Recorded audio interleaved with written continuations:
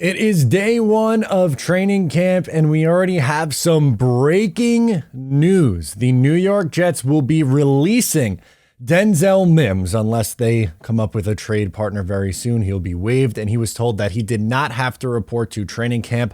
So Denzel Mims' time with the New York Jets is unfortunately coming to a close. He was drafted by the Jets in the second round in the 2020 NFL draft class. And frankly, to be honest with you, I was very excited about the pick. I thought that he was someone who was going to be a late first round pick. The Jets were on the clock in the second round and he was available. And I was saying, pull the trigger, please.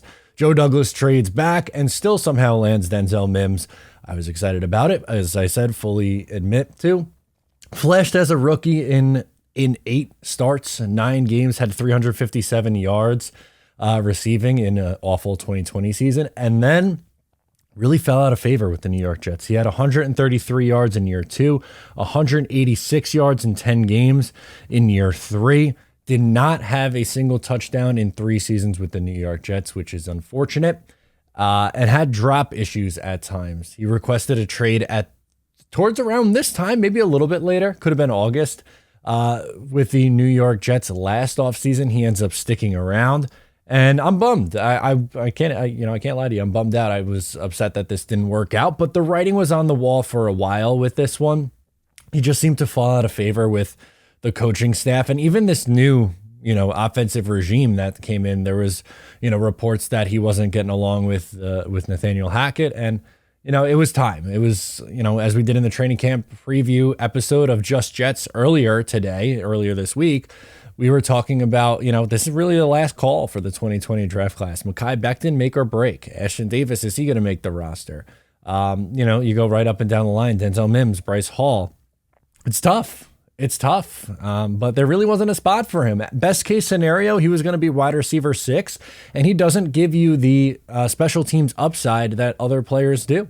So I'm on the Jason Brownlee hive now. That's my route I'm going to go with. I think Jason Brownlee has the inside track to wide receiver 6. I thought he looked good in OTAs. He's a UDFA who has some upside, a similar kind of player to Denzel and a bigger body contested catch guy, but gives you more special team options. And again, a second round pick that unfortunately just didn't work out. I was excited about it. I was excited about Mims, excited about Elijah Moore. Both those guys are gone. If you told me that, 2 years ago at this time in 2021, going into training camp in 2021, that 2 years from now, neither Elijah Moore or Denzel Mims would be on the team, I would say you're nuts. Are you kidding me? Those are going to be the 2 of the Jets' top 3 wide receivers. Unfortunately, not the case. Both guys are gone, and that unfortunately seems to be all she wrote for Denzel Mims as a New York Jet. I'm sorry, Jets forever. I'm sorry, Green Bean. I know you guys are in mourning.